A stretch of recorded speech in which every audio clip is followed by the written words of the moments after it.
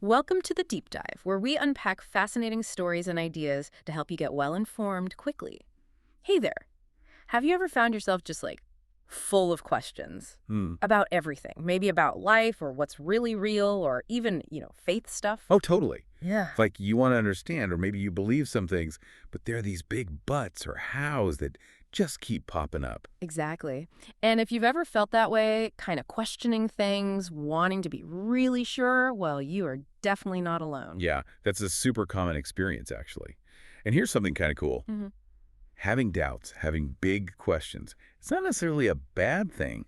Sometimes it's the starting point for finding something, well, deeper. Right, like the biggest discoveries often start with someone asking, wait, hang on, or is this actually true? Exactly. And we see this even in really old stories like the ones you find in the Bible. Hmm. People back then had huge questions, too. Absolutely.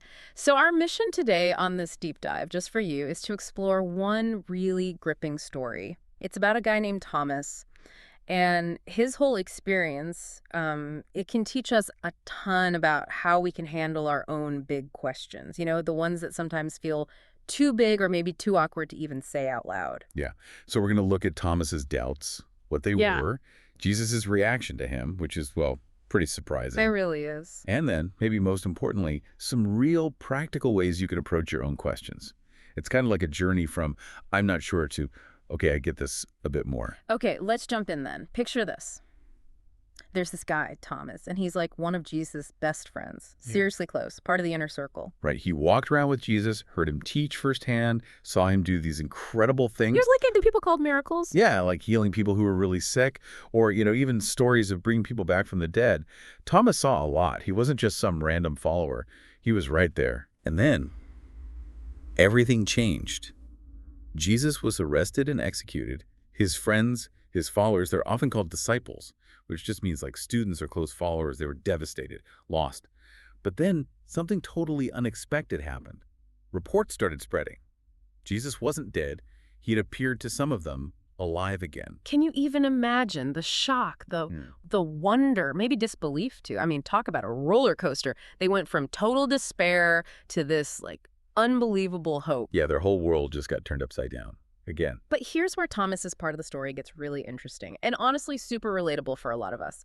Thomas wasn't there when Jesus first appeared to the others. He missed it. Right. So later, his friends find him, and they're obviously buzzing, right? They're like, Thomas, you won't believe it. We saw him. We saw Jesus. He's alive. We talked to him. You'd expect him to be overjoyed, maybe, or at least curious.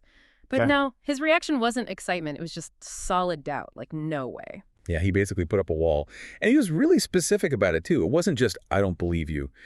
The Gospel of John, which really focuses on Thomas's experience, tells us he said something like, no way, unless I see the nail marks in his hands and put my own finger where the nails were and put my hand into his side where he was wounded, I will not believe. Wow. That's intense. It's so specific. It really is. And think about it. It doesn't sound like someone just being difficult. It sounds like someone who absolutely needs concrete proof, Yeah. tangible evidence. Like he needed to touch it, feel it, verify it himself, because what they were claiming was just so massive, so beyond anything normal. Exactly. He wanted to be sure about what he was putting his trust in. And that need for proof, doesn't that feel kind of modern? Maybe you've had similar thoughts yourself when you think about big life questions or faith. Like you might think, okay, I kind of want to believe in God, but is God actually real? Like really real? How could I know for sure? Or maybe there are so many different beliefs out there. How do I know if Jesus really was who people say he was? That's a huge one. Totally. Or things like, if God is supposed to be good, why is there so much pain and suffering in the world? That's a tough question lots of people wrestle with. Yeah, or even questions about history, like, how can something that supposedly happened thousands of years ago matter to me now? Can we really trust these ancient writings, like the Bible? These are all huge, valid questions, and Thomas's questions back then were just as big for him. Right. He wasn't just trying to be awkward. He genuinely needed to know for himself. He wanted to move past that feeling of uncertainty. Yeah, to get to a place where he felt confident. We all want that certainty, whether it's about friendships or big life choices or, yeah, faith. So the big question then becomes, how did Jesus handle this? This friend who's basically saying, prove it to me. You might expect Jesus to be disappointed, maybe even annoyed. Like, Thomas, come on, after all you've seen. Right? Maybe even shame him a little. But that's not what happened at all. This is where the story gets really powerful. Okay, so what happened next? Well, about a week goes by. The disciples, Jesus' close followers, they're all together again in a room, probably talking about everything, maybe still trying to convince Thomas, who knows. And suddenly Jesus is there, right there with them. And this time, Thomas is in the room. Okay, so moment of truth. You got it. And Jesus doesn't, like, lecture the group. He doesn't sigh dramatically. He goes straight to Thomas, looks right at him. Wow. Direct, incredibly direct, Yeah. and incredibly understanding. He says to Thomas, and this is pretty much the quote from the Bible, John chapter 20, "Put your finger here, see my hands, reach out your hand and put it into my side." And then he adds, "Stop doubting and believe." Hang on. So Jesus basically offered him exactly the proof Thomas said he needed. Exactly. He met Thomas right where he was, in his doubt. He acknowledged the specific things Thomas needed to see and touch. He didn't brush the doubts aside or act like they were wrong. That's amazing. He wasn't afraid of the questions. Not at all. He leaned into them. It shows this incredible patience, this understanding of Thomas's very human need to be sure. So what did Thomas do? Did he actually touch the wounds? The story doesn't explicitly say if he touched him or not, but his reaction was instant, no hesitation. Yeah. He just bursts out with this declaration, "My Lord and my God." Whoa, from total skeptic to that. Complete turnaround, a profound shift. He went from needing that physical, tangible proof, the nail marks, to this deep spiritual understanding of who Jesus really was. He saw more than just his friend back from the dead. Way more. He recognized Jesus as the Messiah. That's a term that means like a chosen leader or savior sent by God and as the Son of God.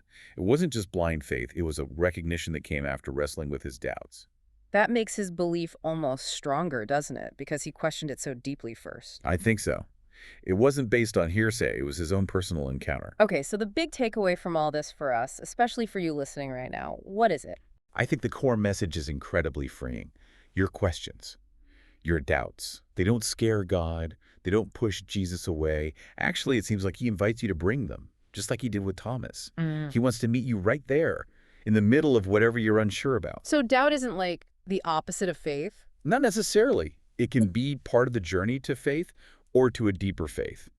This interaction with Thomas really shows us three powerful things about Jesus and maybe about how God works. Okay, what are they? First, he gets it. He understands. Jesus lived a human life, faced challenges, felt things. He knows what it's like to struggle. So when you have tough questions, he's not looking down from far away. He actually understands. That's comforting. Okay, second. Second, he's patient. Look how patient he was with Thomas. He didn't demand instant belief. He gave him space, time, even the evidence he asked for. That tells us your own journey of figuring things out is okay. It's valid even if it takes time. Okay. Understands, patient, and third. Third, he offers truth. With a capital T, maybe. The story suggests that when you seek Jesus honestly with your questions, you don't just get a list of answers. You find a real connection. It's about relationship, not just information. Wow. Okay, that changes how you think about doubt, doesn't it? It's not something to hide or be ashamed of. It could actually be an opening. Exactly. A doorway to understanding more. So let's make this practical. For anyone listening who's got questions swirling around right now, big or small, how can Thomas's story help them, like, today? Great question. I think the very first step is just acknowledging the doubts. Don't try to stuff them down or pretend they aren't there. That usually doesn't work anyway. Maybe just admit them to yourself. You can even try writing them down. Or, if you feel up to it, talk about them with someone you trust. A friend, family member, maybe a youth leader or mentor. Just getting them out there can make a difference, huh? Totally. Naming them takes away some of their power. And then the next step is maybe to actively, look for some answers. And that doesn't mean just instantly believing the first thing you hear, right? Not at all. It means being a genuine seeker. Maybe read parts of the Bible that seem related to your questions. Talk to people who seem to have a thoughtful faith, people who've maybe wrestled with similar things. Praying about it, too. Yeah, absolutely. Asking for understanding. And maybe look for good resources. Books, talks, other deep dives like this one that tackle hard questions, honestly, without just giving easy, simple answers. And remembering that patience thing you mentioned. Yes. Be patient with yourself. Faith and understanding often grow over time, not overnight. It's a journey. Sometimes it feels like 2 steps forward, 1 step back. That's normal.